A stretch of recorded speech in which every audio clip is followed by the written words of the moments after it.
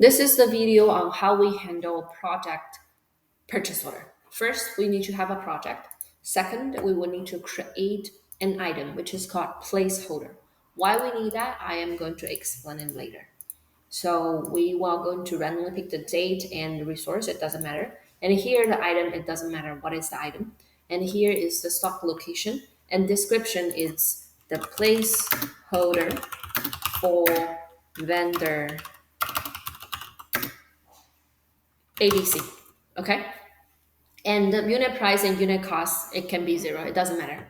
Then on the right hand side, we check purchase order required. We pick who is the correct vendor. In this sample, I'm going to pick Jane. Okay, Jane 34 as our vendor. And then that's it. The first part is done. So the setup is finished. We can see the purchase order is 1047. And the second thing is we are going to record the first item we received from James 34 and the second item, the third item inside this item and parts table. So let's see, I have July 1st, I received from James 34 item. It doesn't matter what is the item, so I just randomly pick one. So this is receive. The total cost is 1,000 or 100, okay? And then we pick, remember to pick the correct vendor so that the system know, okay, it should go into the existing purchase order. If this is another vendor, then it's another purchase order. Okay, so you can see that the second one also goes into purchase order 1047.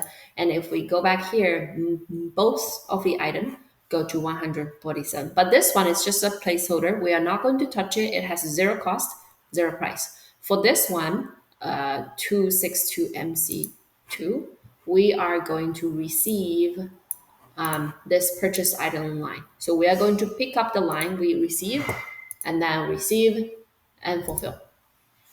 And at this moment, we can see that this item is fulfilled, this item, okay?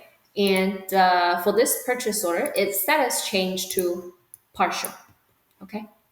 And then inside the project, the tracking for, I believe it's Costco part, the WIP cost is 100. So it's correctly track the cost.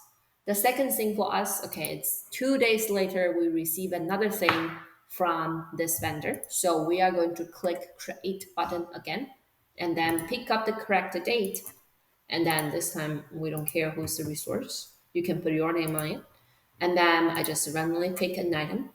And then this time, we said it's 7/5 received from James 34. And then the unit cost at this time, we change it to 500, okay? The same, we will need to check the little box purchase order required and also pick the correct vendor. All right, and we are expecting the system put this item into 1047, which it is. And if we jump to this purchase order, 1047, we can see we have three lines. The first line is a placeholder, never change it to fulfill because this one will make sure that our purchase order is always open. Okay, the placeholder should always be entered until the end of the project. You are going to close this project, and at that moment you can fulfill this item. All right, so for the second 7/5 receive, this costs 500. We are come here and then we are going to fulfill or maybe receive. All right, receive this item and then fulfill it. All right, so for the second item, we receive it for cost of 500. And then let's go back to our project. Okay, at this moment, we can see that all of the items comes from the exactly the same purchase order. It has the total cost of 600, which I mark all of them fulfilled. And then we can see that now, let me refresh the project. Now you can see the WIP cost is 600. If we have a new item recorded but not received, let's just pick this one.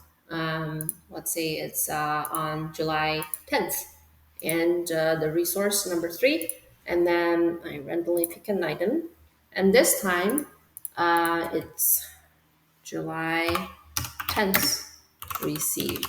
Okay, this time is not yet. Okay, we have not yet received that. The total money will be 888. I like this number. And then the same, we pick purchase order, we pick purchase order vendor, which is Jane 34. Click save. All right, it will also go to our purchase order 1047.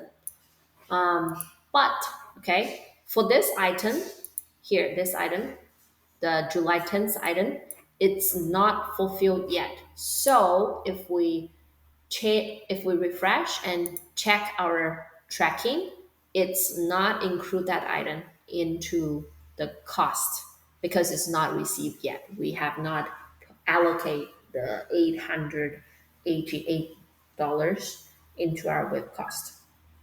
And till the day you receive that, what you will need to do is you need to go into this purchase order and then find this line, July 10th, and then mark it receive, mark it fulfilled.